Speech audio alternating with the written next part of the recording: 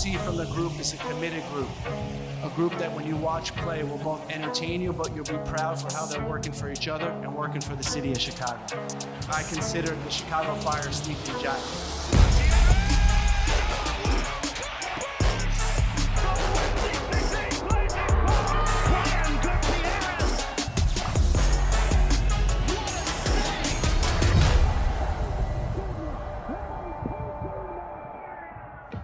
Welcome back to Inside the Fire. I am your host, Gabe Ramirez, and we got a packed show for you guys today. First, we're going to take a look behind the scenes as the Fire hit the road to face FC Cincinnati, one of the top teams in the league this year.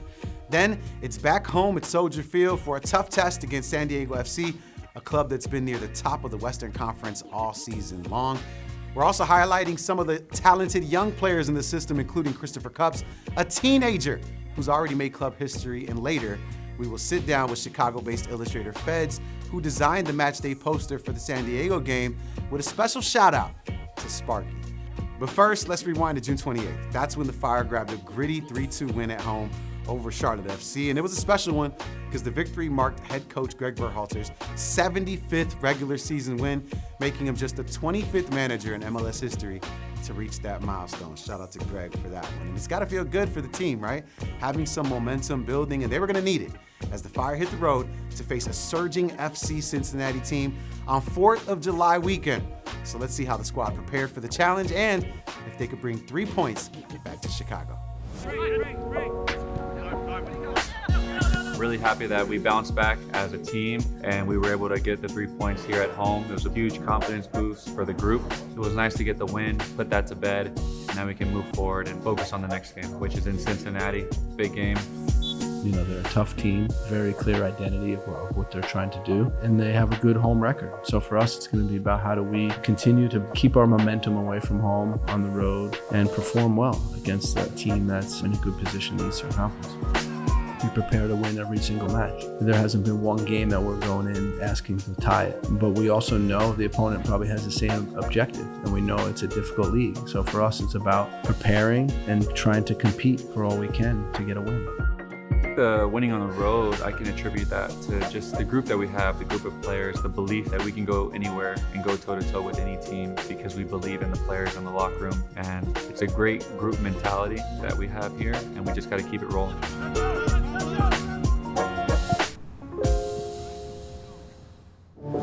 Welcome into TQL Stadium. Thrilled to have you with us in a matchup featuring two sides that are separated by about 4.5 hours. The Chicago Fire, fresh off of a bit of a nervy win against Charlotte FC and the other Queen City just a week ago. And Philip Zinkernagel is in the form of his life and recently made to his first MLS All-Star game. Here we go, fellas. 10 pieces out the box. The sun is shining, it's toasty, it's 4th of July weekend, and the Bailey is in full voice here at TQL. Enjoy. We don't read. 1, 2, 3, win. We invite you to turn off the world and turn on the game. We're playing for 3 points in the Eastern Conference. Decade floating towards the back stick. It's Evander! And Evander opens up the scoring at TQL. In quite the form as this is dinked over the top for Ugo Kuipers trying to get around Celentano, but he got an outstretched paw to it. Now it's Buka from distance and it's just wide. Here's Evander all the way across for Dengue! 2-0 to the orange and blue. Well, here comes Chicago again. Gutierrez, Bamba, Gutman, Zinkernagel, and Chicago pull one back. And Philip Zinkernagel always was going to have a say. He continues his red-hot form, and the traveling Fire supporters love it. Game on. That's good goalkeeping from Jeff Gall. Full time. It's another back-and-forth type of field for the Chicago Fire as they lose yet another game following a win here in 2025. Yeah, that one in Cincinnati didn't break our way, but you can see the progress. You can see that this team is actually fighting and battling the top teams in the league. And with a team as sharp as Cincy, sometimes the margins are just razor thin, all right? But one player who continues to deliver on the road is Philip Zinkernagel. It seems like I'm always saying his name. He knocked in his 9th goal of the season and his 7th away from home, and that ties him for the 2nd longest streak of road games with a goal contribution in league history. It is no wonder that Zink is our all-star. All right, now it's time to shift gears to the future of the club and talk about a kid who is already making headlines. All right, take a break for a second, all right? What were you doing when you were 16? No, think about it. Me, I was roaming the halls of Lane Tech High School here in Chicago. Well, if your name is Christopher Cups, then you were busy becoming the youngest player in Fire history to start a match back in May. And he's part of a huge wave of homegrown talent for this Chicago Fire squad. So let's learn a little bit more about this young man's journey on and off the pitch. Christopher Cups, who's getting his first Major League Soccer start, and he becomes the youngest ever player in Chicago Fire history to start a game at 16 years and 342 days old. Overall, what are your thoughts and emotions right now? Obviously, it's a special moment. I mean, I joined the club when I was probably eight or nine, and just rising through the ranks. I mean, I know what it's like to be a fan, and now I know what it's like to be a player.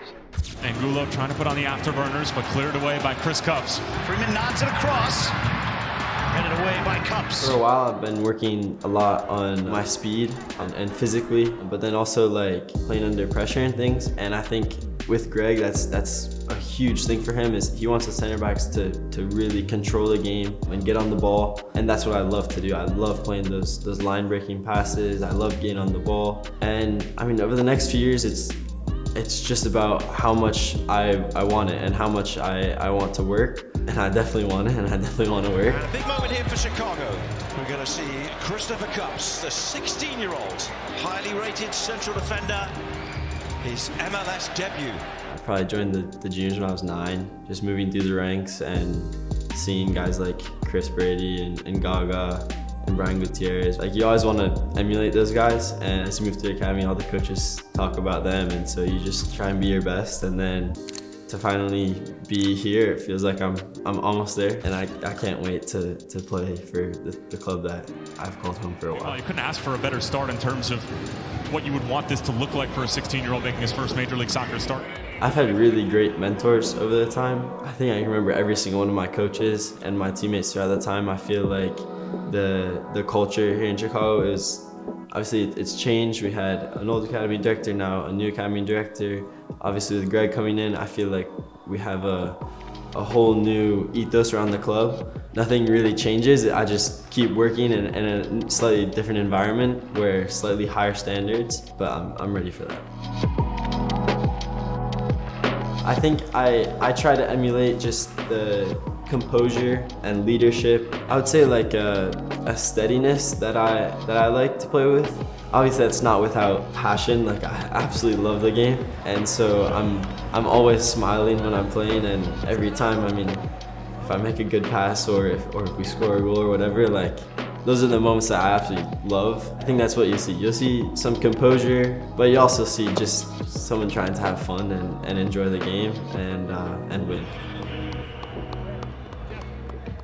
That kid has a bright future here in Chicago. All right, still ahead, San Diego FC, one of the top teams out west, comes to Soldier Field for the first time, and we sit down with Feds, the artist behind our match day poster, to talk about how football, culture, and creativity all come together in one powerful design.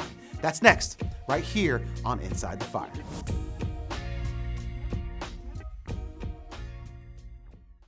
Welcome back to Inside the Fire. I am Gabe Ramirez. All right, so this past weekend, San Diego FC came to Soldier Field for the first time, and they are one of the top teams in the West, so that meant a real test for the Fire. So before we break down the match, I just want to talk about the illustrator that created the custom match day poster for the game. Of course, I'm talking about Feds. He's a Chicago-based illustrator, but originally from the West Coast. And guys, I'm not gonna lie, this poster, one of my favorites of the year, and here's why.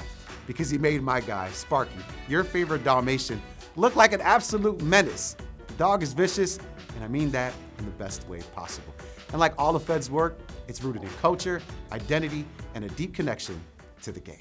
All right, one of the coolest things we get to do here with the Chicago Fire is highlight some of the most amazing artists around the city with our Chicago Fire poster series. And up next, we got our guy Feds, who is responsible for our July 12th poster where the Chicago Fire take on San Diego.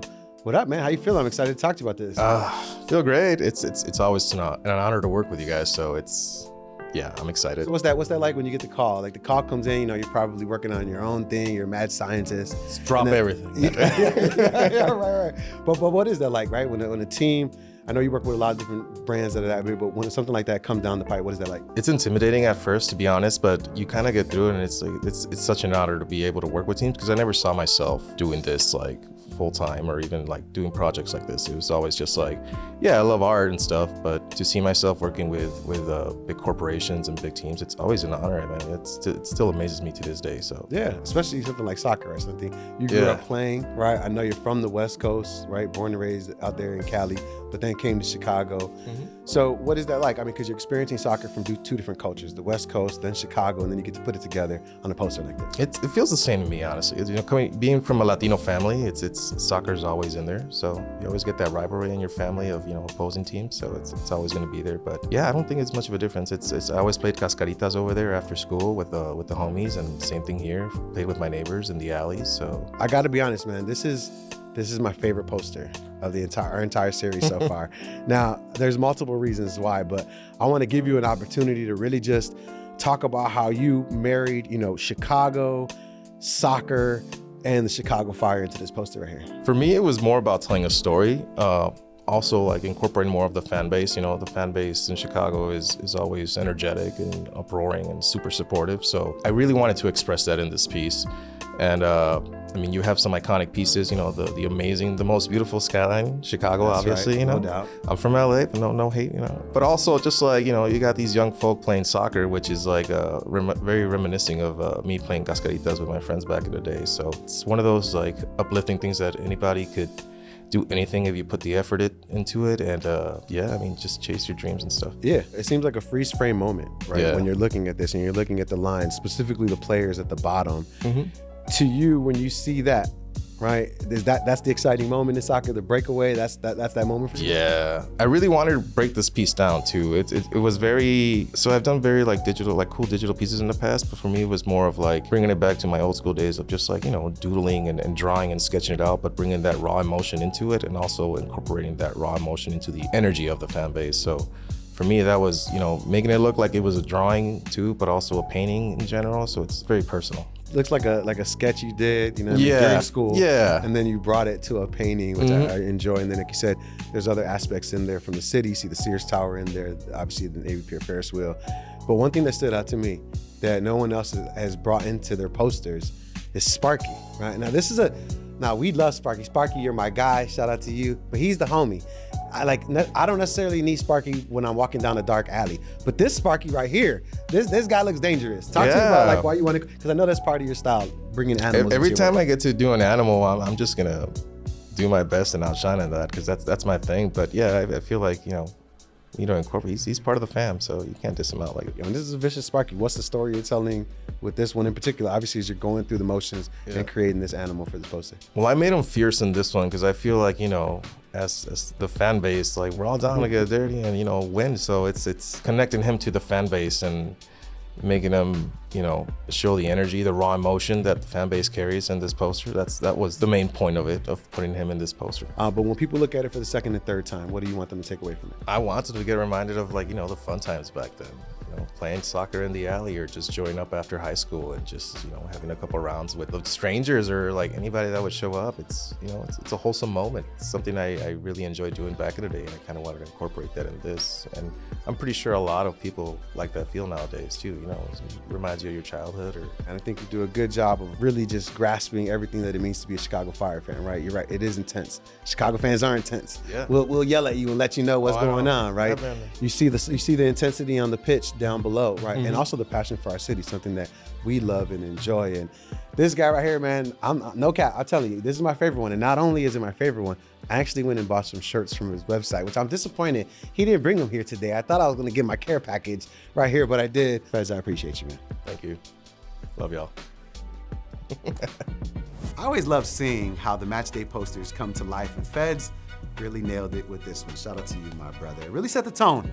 And that's what these posters do when they're done right. They become a part of the match day energy. So let's see how it all translated on the pitch as the Fire hosted one of the top teams in the West, San Diego FC, for the first time ever, right here at Soldier Field. When you look at our losses so far, 7 of them have come against the top teams in the Supporters Shield standings. So, that's something that we need to work on. I do think we have a good team, but against top teams, I think it's the small things that make a big difference, right? When we're talking about Cincinnati, 2 goals we conceded, we've loved that back. When you look at the game against Minnesota, obviously being down a man for a lot of time, 90 plus minutes, is tough. So we want to correct some of that stuff. And, we know we have a good team. It's just about playing our way. Gutierrez for the Fire. There wasn't a lot of time to reintegrate because I flew straight from Houston up to Minnesota to play. But I know all these guys and they were happy to see me. I was happy to see them. So chemistry's already there. It's already built. But quick turnaround, but we'll be ready.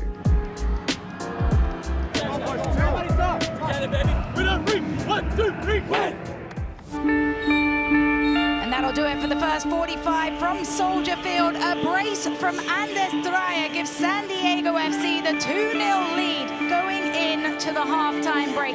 Very interesting first 45 minutes. Chicago, I needed a bit more energy and certainly a lot more quality in front of goal. They created their chances, but San Diego doing what they do best.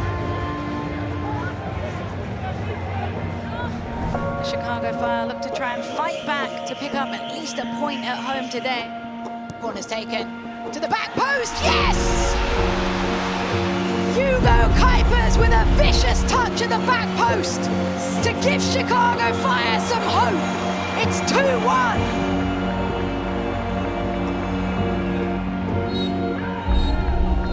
Victor Rivas blows the whistle. 3 valuable points going to California. Chicago Fire still just 2 wins on the season for the home side in their building. It's San Diego 2, Chicago 1. How frustrating is that loss considering the 2 goals where Dreyer has that much space and the volume of chances that you guys had in the game overall? I talked to the group and, we talked about it being a very similar story to when we play these top teams. We're in there, we have great effort, we're creating a ton of chances, but we're also hurting ourselves. And I hope that message resonates with the group because 2 unnecessary goals. When you see the first giveaway and then the lack of organization, he might have been offsides by a hair. We got to check that. But then the second one, we're pressing, we're in a really good position to win the ball, and we get caught. I think we just need to keep going. We need to focus on continue to give that type of effort, and stay positive. Coach, the lone bright spot in this match was the goal that came from the set piece. What kind of positives can you pull from that moving forward, knowing that it was off of a corner like that? We were dangerous all night on set pieces, so I liked that.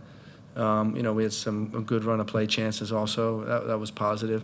Again, the message to the group is really about good effort, sustained effort, but we gotta stop hurting ourselves. It came a little bit too late, I think. We couldn't reward ourselves earlier in the game, and after the conceding the second goal, I think if we scored earlier, we could have put more pressure on them and maybe at least take a point. Was there anything else that you think you can really take away besides those moments on the goals that you can take forward into coming games? Not really. I think that's what the game is all about. It's just scoring one more than the opponent, and when you're down 2-0, it's hard to come back. So it seems like the team has been playing against some of the top teams in the league week after week. Do you think that has affected the attitude of the players at all, just considering that the wins haven't been coming, even though the performances have been pretty strong overall?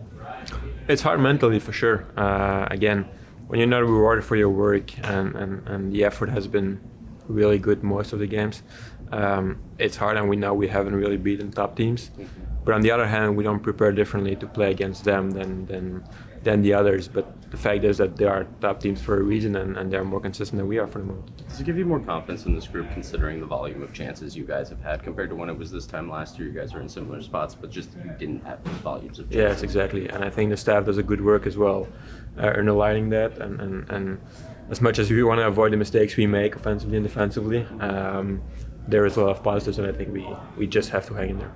Chris, just now it's 2 matches back to frustrating performances. How has it been handling this over the last 5 days or so?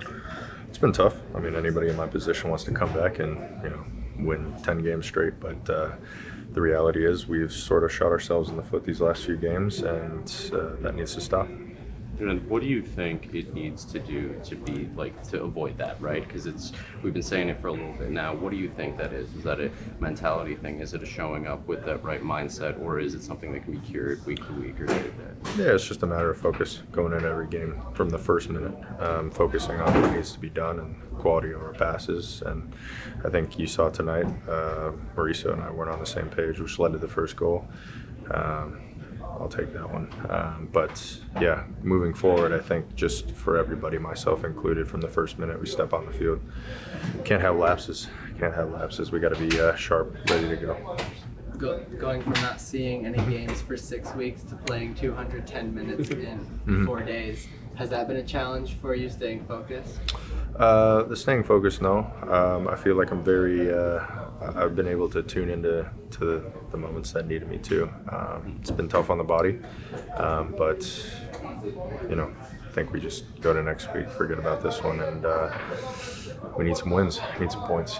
I guess on the first goal, difficult moment for the team there, but is there something you can learn from that moment there going forward? Yeah, I think what I saw was the space behind him, and I think he wanted the ball to feet. It's a simple miscommunication, but not a lot of time to work on the build-up from the time that I got back to now. So simple fix, and won't happen again. So you've been watching the team from afar over the past, you've seen the team play well, but then, at the same time, the results haven't really been there. Yep. Can you talk about the mentality in the locker room, especially now that, the team's played so many top teams and the schedule maybe getting against some opponents that are not quite in the same place in the standings? Yeah, I'm thankful the mentality hasn't dropped. Everybody's still positive, which is a good thing, because I've, been a part of squads where at this point in the season, after this many home losses, that the mentality starts to drop and turn negative. So I'm thankful that every game we're facing a good opponent, bad opponent, doesn't matter. We're up to the challenge. So thankful that that's the case.